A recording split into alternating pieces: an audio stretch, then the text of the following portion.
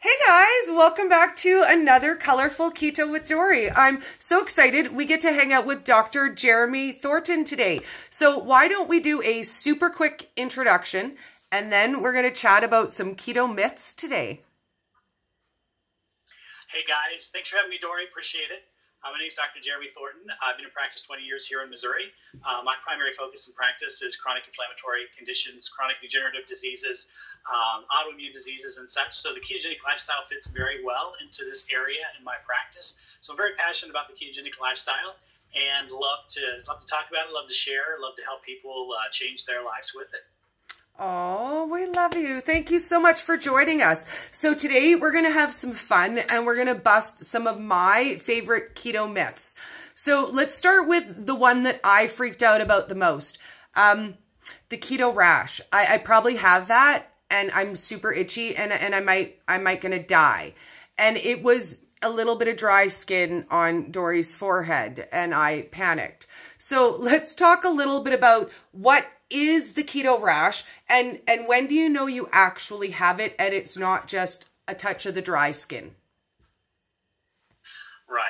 You know, first of all, we have to mention that any of these conditions we're going to talk about today and talk about some of these myths, there's a lot of people that are not happy about the ketone conversation. They're not happy that the ketogenic lifestyle has gotten so much popularity and it's getting everyone's attention. And so, anything that comes against the status quo, people try to destroy it, right?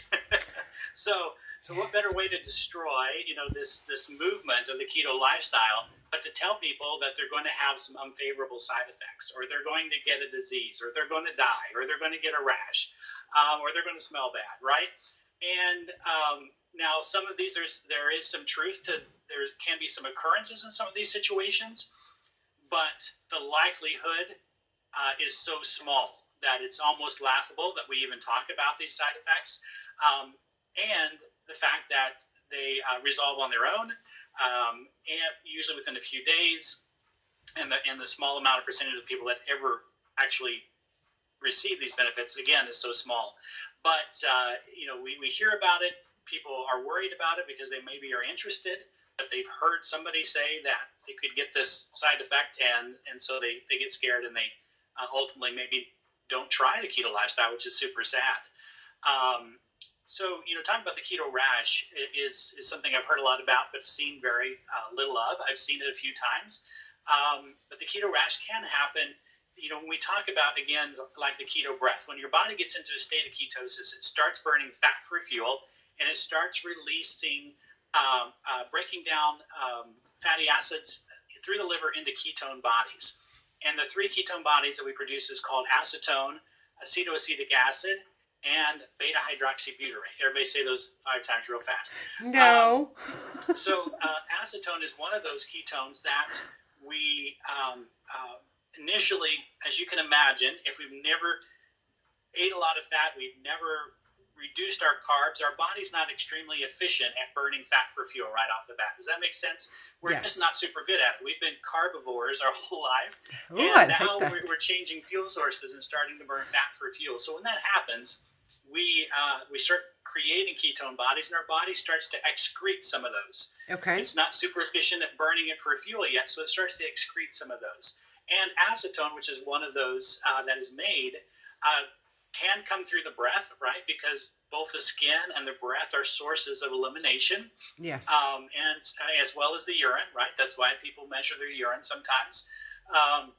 When it comes through the breath, it can cause breath changes, right? That can cause a strange taste in your mouth. Can cause maybe some strange smelling breath. Briefly, this is short-lived. This is resolves on it, self-limiting, resolves on its own. When this comes through the skin, and this again is in a small percentage of people, it can, as acetone comes through the skin, it can create some irritation. Okay. And that can create a rash. Now, if you have a true keto rash, it's going to be bilaterally. It's not going to be one little spot somewhere randomly. Okay. And it'll be on your torso. It'll be on both the left and the right. It could be under the armpits. But it's even could be on the neck, Okay. Under the breast area. but it's not going to be just one random spot here or there. Okay. And it could be slightly red, could be slightly itchy. Again, something that's short-lived. On the handful of patients over the past 20 years that have had this, that's literally the amount of many times I've seen it. I encourage them to drink extra water, right? Just to hang in there. If they had some discomfort, to apply coconut oil topically over the area, and it resolved rather quickly. Again, this is just a handful of times that I've seen this. Most of the time, it's not related. Somebody might just had a flare-up of something, or had a little bit of rash or contact dermatitis or something, and they thought it was the dreaded keto rash. So hopefully that makes sense. I love that, because I panicked a lot, and I think a lot of people do. But as you were saying that, I thought, I was just thinking about the commercial I watched about the newest medication and all of the side effects that they list, but that doesn't stop people from taking those. So I was kind of giggling to myself as we talked about that. So let's move on to my next favorite and the newest. Because you know what, if you're gonna hit him where it hurts. Now, I've been hearing for the last year and a half that I'm gonna die earlier on keto, and I might have a heart attack, and I'm gonna have kidney stones, and everybody's like, psh, whatever, it's all good.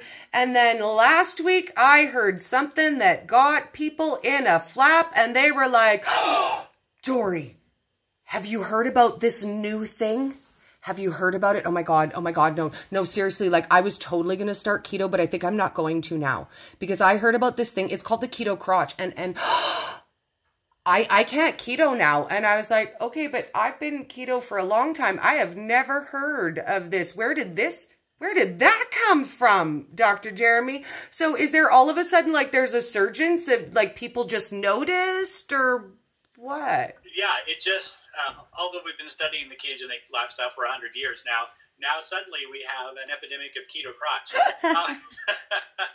So it is laughable, but part of it makes me frustrated again, because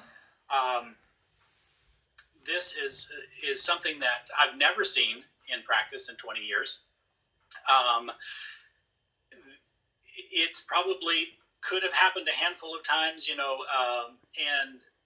but media has gotten a hold of it, like we heard it just a few months ago that it's going to shorten your lifespan, the ketogenic lifestyle, which has been proven false, of course, that you could have all these side effects, which again hasn't been shown in research.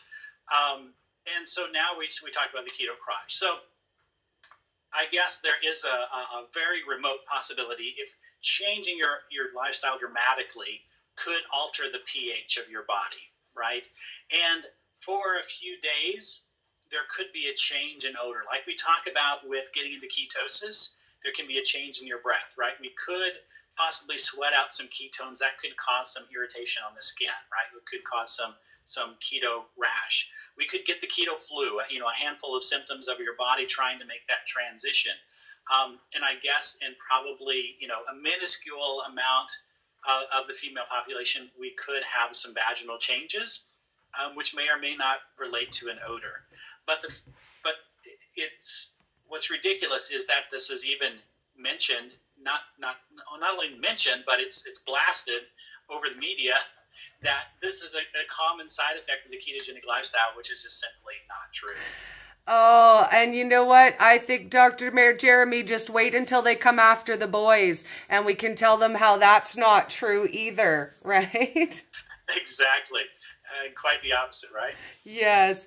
Well, thank you so much for your time, Dr. Jeremy. I hope you have an amazing day, and let's do it again soon and talk about some more keto myths. Thanks for having me. Thanks, Dr. Jeremy. Have an awesome day. You too.